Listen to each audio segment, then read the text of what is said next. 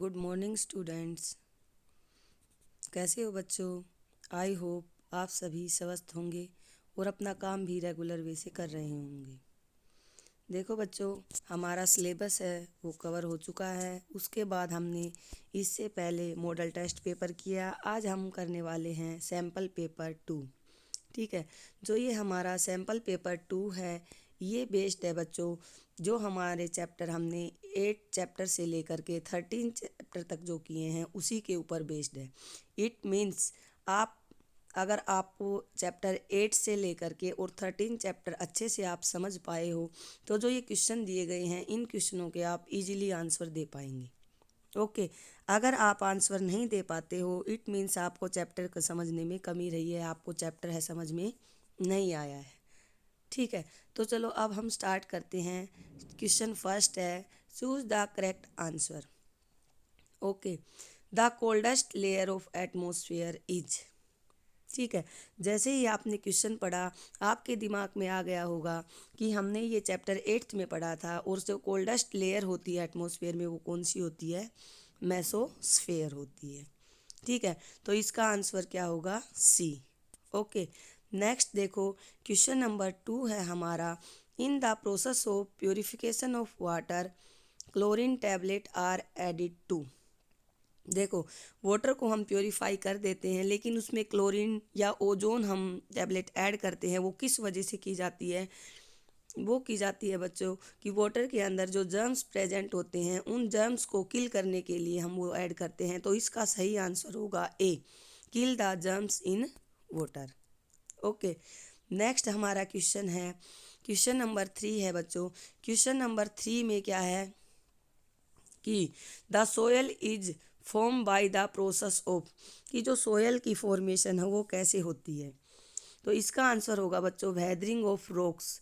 Weathering of rocks से soil की formation होती है। ठीक है, वेदरिंग ऑफ रॉक मीन्स जैसे ब्रेकिंग और वेदरिंग दोनों आपके चैप्टर में आए थे। ब्रेकिंग का मतलब भी टूटना और वेदरिंग का मतलब भी क्या होता है? टूटना। लेकिन वेदरिंग का मतलब टूटना क्या होता है कि हीट की वजह से, टेम्परेचर की वजह से, ठीक है, जो रॉक्स टूटती हैं उसको क्या कहते हैं? Weathering of rock. और वेदरिंग ऑफ रॉक से ही किसकी फॉर्मेशन होती है? सोयल की फॉर्मेशन होती है। ओके, अब उसके बाद नेक्स्ट है tide. Tides are called due to. जो टाइड्स होते हैं वो किस वजह से होते हैं? सबसे पहले तो बच्चों आपको ये पता होना चाहिए कि टाइड्स क्या होते हैं। कि मून की ग्रेविटी की वजह से जो मून है वो सी वाटर को अपनी तरफ अट्रैक्ट करता है, वही क्या होता है? टाइड। ठीक है, तो ग्रेविटी, टाइड का कारण क्या है? Gravity of moon. कि मून की ग्रेविटी की वजह से मून क्या होता है? सी के वाटर को अपनी तरफ खींचता है, वही क्या कहलाता है? टाइड। नेक्स्ट है question number 5, A light rock with lot of holes in it is. कि रॉक है उसमें होल प्रेजेंट होते हैं। ठीक है, तो उस कौन सी रॉक है वो? तो उस रॉक को हम क्या कहते हैं बच्चों? कौन सा है? प्यूमिस स्टोन बोलते हैं। क्या होता है वो? Pumice stone. प्यूमिस स्टोन में क्या होते हैं? होल प्रेजेंट होते हैं। ठीक है, जिस वजह से वो लाइट वेट होता है और वाटर के ऊपर फ्लोट करता है।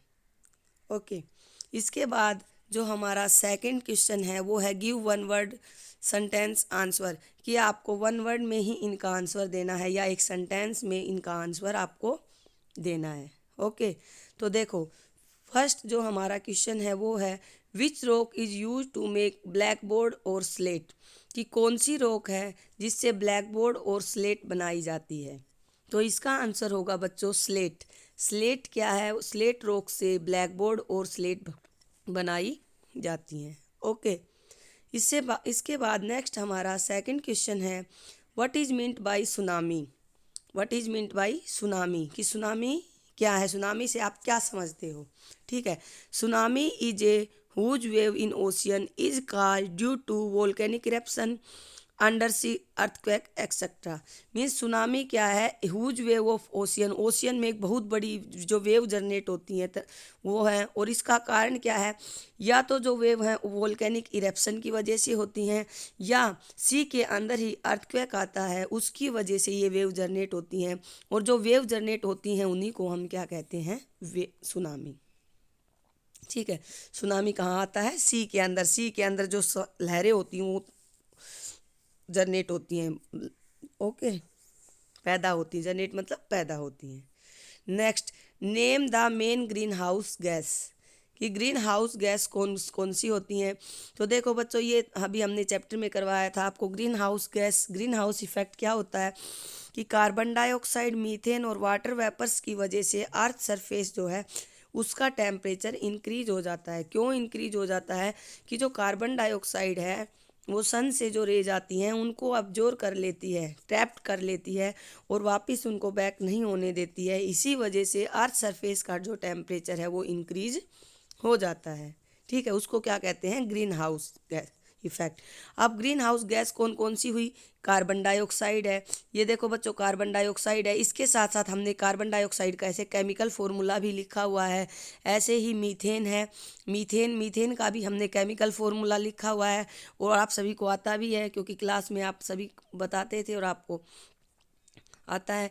इसके बाद वाटर वेपर्स है। वाटर वेपर्स किससे बने हुए हैं? वाटर से, और वाटर का केमिकल फॉर्मूला क्या होता है? H2O। ठीक है, ये आप सभी को आता भी है और आप दोबारा भी इसको लर्न कर लेंगे, ओके। उसके बाद नेक्स्ट हमारा क्वेश्चन नंबर 4 है कि why are eclipse occur. Eclipse क्यों होते हैं? एक्लिप्स का मतलब होता है बच्चों ग्रहण। ग्रहण किस वजह से होते हैं? तो eclipse is occur due to revolution of earth and moon, कि एक्लिप्स क्यों होते हैं? कि अर्थ और मून के रिवॉल्यूशन की वजह से एक्लिप्स होते हैं। रिवॉल्यूशन का मतलब है कि चारों तरफ चक्कर लगाना, अपने एक्स पर नहीं, ऑर्बिट में रिवॉल्व करना। जैसे कि आपको पता है बच्चों, मैंने आपको पहले भी बताया था, दोबारा फिर बता रही हूँ कि सन है। सन क्या है? एक स्टार। और सन के चारों तरफ कौन चक्कर लगाता है, कौन रिवॉल्व करता है? अर्थ। अर्थ क्या है? प्लेनेट। और प्लेनेट के चारों तरफ कौन रिवॉल्व करता है? सैटेलाइट। और सैटेलाइट क्या है? मून। कि सन के चारों तरफ कौन चक्कर लगाएगा? अर्थ। और अर्थ के चारों तरफ कौन चक्कर लगाएगा? मून। कौन रिवॉल्व करेगा? मून।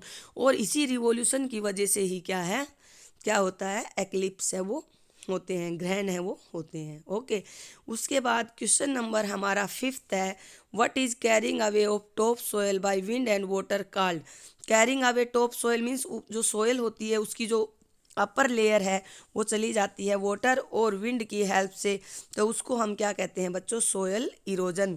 कि the carrying away the top fertile layer fertile soil is called soil erosion. की अपर जो लेयर होती है वो बह करके चली जाती है पानी के साथ या हवा के साथ उड़ करके चली जाती है, तो उसको हम क्या बोलेंगे? Soil erosion, okay. अब बच्चों आपको करना क्या है कि जो हमने आपको एमसीक्यू ये क्वेश्चन दिए हैं इनको आप बुक में टिक करोगे और उनको याद करोगे, ओके। और जो ये गिव वन वर्ड वाले हैं इनको भी आपको याद तो करना ही है, लेकिन उसके साथ साथ क्वेश्चन लिखोगे और क्वेश्चन लिख करके फिर आंसर लिखोगे, ठीक है। और फिर उसको आप याद करने हैं। थोड़ा ही काम दिया गया है, 2 ही क्वेश्चन दिए गए हैं, लेकिन काम को परफेक्ट वे में करोगे आप, ओके। धन्यवाद बच्चों।